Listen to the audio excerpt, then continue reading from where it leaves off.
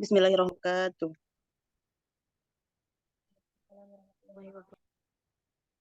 Waalaikumsalam warahmatullahi wabarakatuh.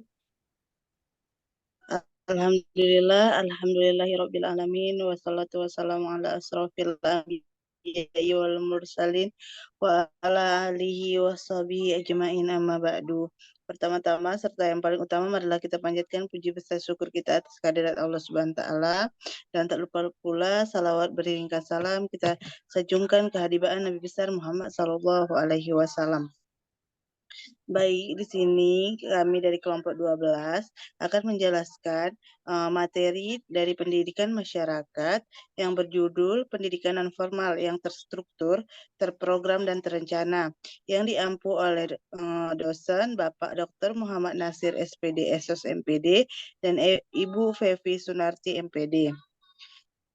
Selanjutnya anggota dari kelompok kami yaitu yang pertama, saya sendiri Aminah Febriani dengan NIM 22003004. Yang kedua yaitu Rika Amelia dengan NIM 22003051. Yang ketiga yaitu Feni Adelia Kontesa dengan NIM 22003158. Dan yang terakhir yaitu Zahra Divani Aresta dengan NIM 22003162. Selanjutnya langsung saja ke pemaparan materi pertama, yaitu Terima kasih kepada moderator. Di sini saya akan membacakan materi pertama, yaitu tentang pendidikan non formal yang struktur, program, dan perencanaan. Definisi pendidikan non formal menurut Peraturan Pemerintahan Republik Indonesia Nomor 1900 2005.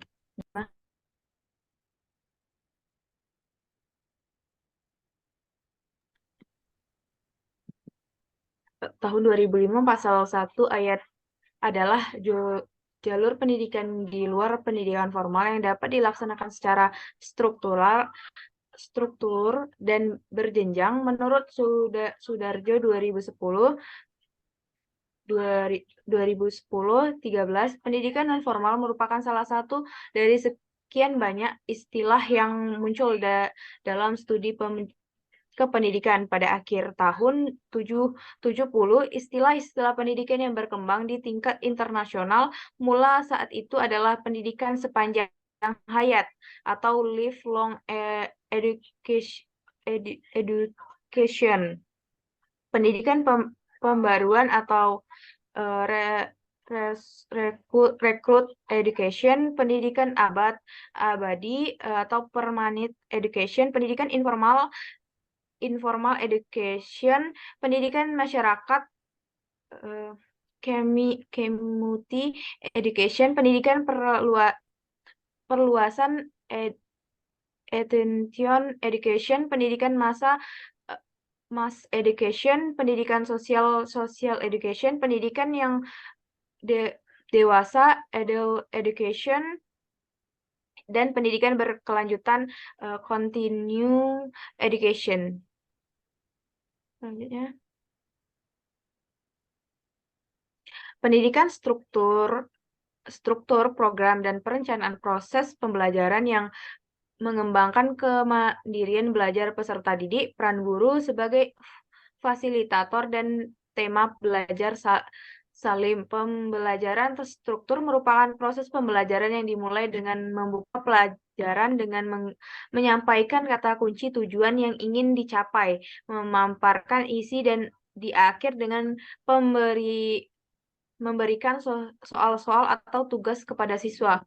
Pendidikan ini sangat sama dengan pendidikan luar sekolah. Pendidikan masyarakat, yaitu pendidikan luar sekolah atau PLS, merupakan salah satu jenis pendidikan yang diselenggarakan oleh lembaga pendidikan non-formal yang bukan pendidikan formalan informal. Mungkin sekian pembacaan materi dari saya kembalikan ke moderator. Terima kasih.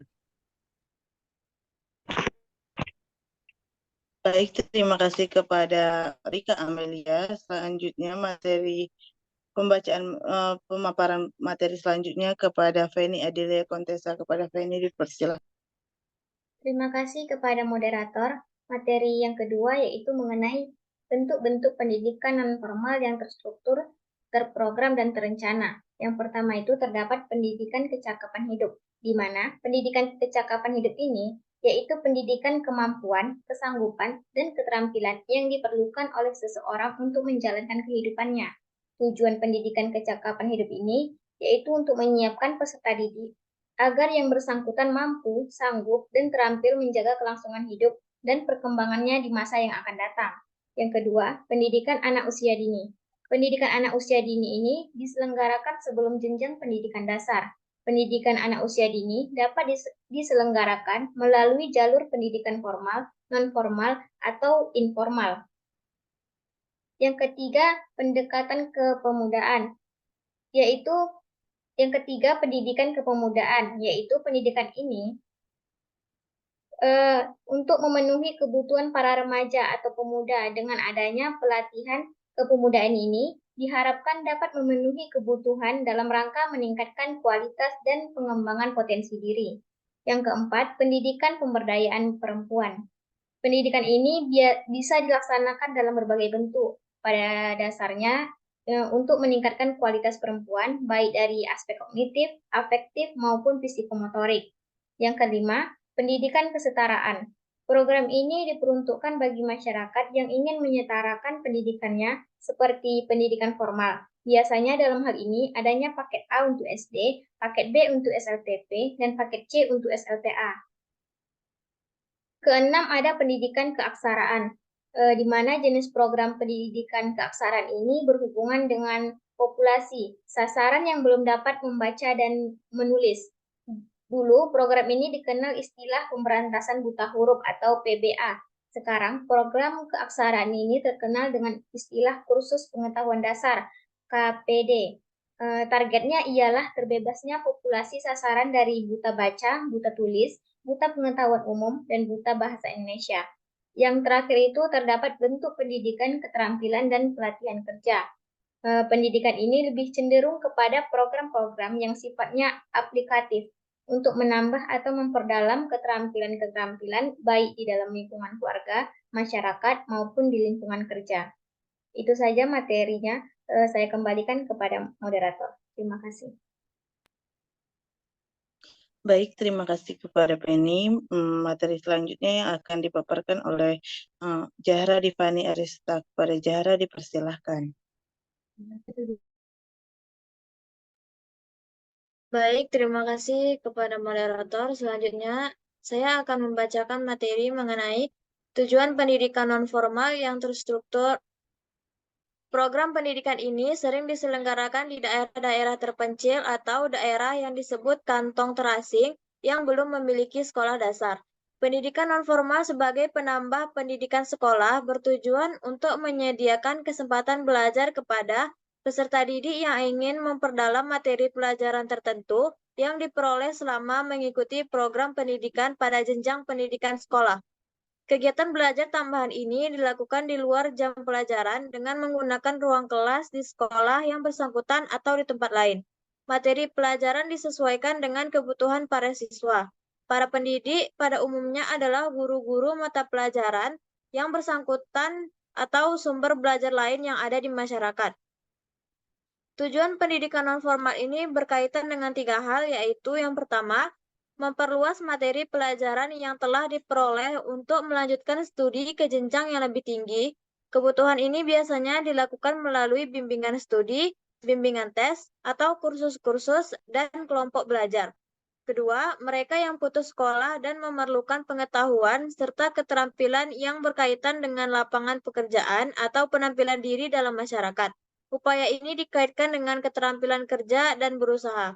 Yang ketiga, yaitu menambah pengetahuan tentang materi belajar yang dirasakan penting sesuai dengan perkembangan ilmu pengetahuan dan teknologi yang semakin cepat. Kebutuhan ini dilakukan melalui kursus-kursus, diskusi seminar lokakarya, penelitian, dan studi kepustakaan. Mungkin itu saja yang dapat saya sampaikan. Saya kembalikan ke moderator. Baik, terima kasih kepada Zahra. Mungkin sekian penyampaian materi dari kami.